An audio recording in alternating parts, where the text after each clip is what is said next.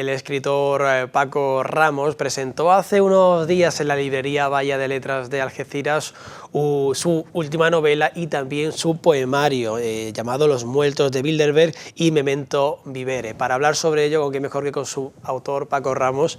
Muy buenas. Hola, Adrián. Paco, no sé si lo he dicho bien, Memento Vivere se dice. Memento Vivere, sí. Vivere. Cuéntame de qué va. Memento Vivere es la novela. Es la novela. Sí, bueno, Memento Vivere es la historia de un personaje, sí. Que es un personaje que ha tenido una vida anodina, pusilánime, y de repente un día decide romper con ella y lanzarse a la aventura y tomar las riendas de su vida, ¿no? Entonces, por eso el título, que viene del tópico latino, Memento Vivere, que se traduce como acuérdate de vivir, ¿no? Entonces es una persona, pues como cualquiera de nosotros, ahogado por las obligaciones, por las imposiciones sociales, que un buen día, en principio decide suicidarse, pero no lo consigue, o ni siquiera llega a intentarlo, y hace eso, hace una ruptura total con su vida y con su presente, toma las riendas y se lanza a la aventura.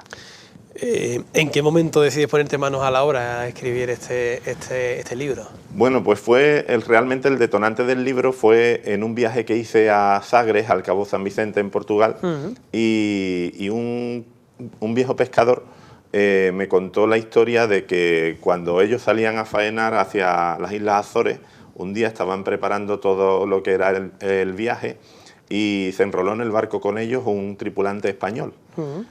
Y decía que les llamaba la atención que en los tiempos de descanso ese personaje escribía en unos papeles. Cuando llegaron a las Islas Azores, este hombre desapareció y nunca volvieron a saber nada más de él, pero los papeles se quedaron en el barco. Entonces, los papeles no los recuperaron, los perderían, pero me contó la historia y a mí empezó a rondarme ya la idea de quién sería ese personaje, qué bueno, por qué escribía una historia y qué es lo que estaba escribiendo. Y entonces de ahí nació la idea, ¿no? Del pensar, el imaginarme quién sería ese personaje que salió huyendo de esa manera y del cual no volvieron a saber nada hasta ese momento. Y ya por curiosidad, ¿sabían lo que ponía o alguno? No, nada. No me dijeron nada porque ellos en ese momento no hablaban español, no tenían ni idea de lo que ponía. No entendían y lo tiraron directamente. Qué bueno, qué bueno. Oye, ¿el libro este dónde podemos encontrarlo? Está en cualquier librería, en todas las librerías de España, en todos los puntos de venta. Aquí en Valla de Letras está y lo presentamos la semana pasada en Valla de Letras. ¿Y qué tal? ¿Cómo fue la presentación? Muy bien, la verdad que muy bien. Siempre el encuentro con los lectores siempre es lo que da sentido a esto, ¿no? Esto es un trabajo de mucha soledad durante el proceso de creación, que cuando llega un momento así, pues por fin se completa. Precisamente sobre eso te quiero preguntar, cómo es el proceso de creación, porque supongo que cada maestrillo tiene su librillo y cada escritor pues le gustará escribir de una forma u otra.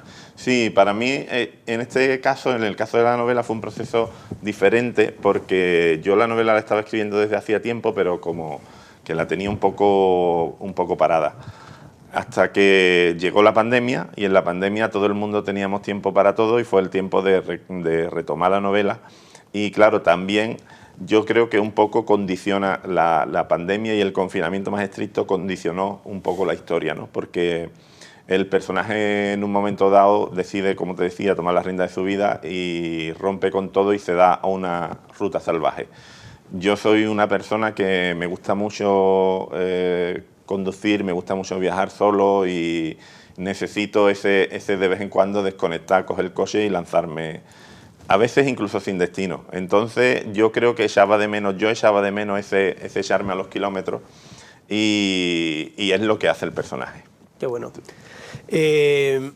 Vamos a hablar de la otra obra, en este caso no es una novela, es un poemario, Los muertos de Bilderberg. ¿En qué consiste este poemario? ¿Qué nos vamos a encontrar en el interior de este poemario? Bueno, Los muertos de Bilderberg es un poemario de temática social que forma parte de una trilogía. Este es el tercer libro, una trilogía que empecé con un libro que se tituló El aprendizaje del miedo, y que nace de los versos de Miguel Hernández, que dice: llegó con 3 heridas, la del amor, la de la muerte, la de la vida.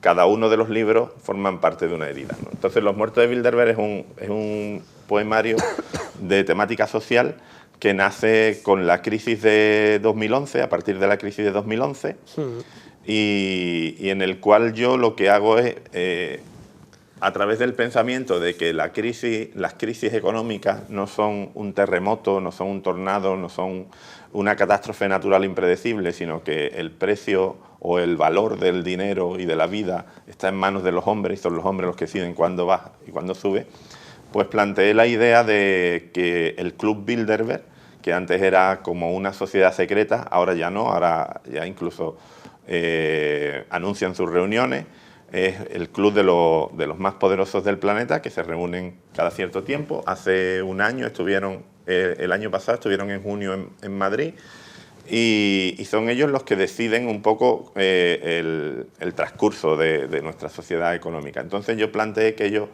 fueran los dioses creadores del mundo capitalista.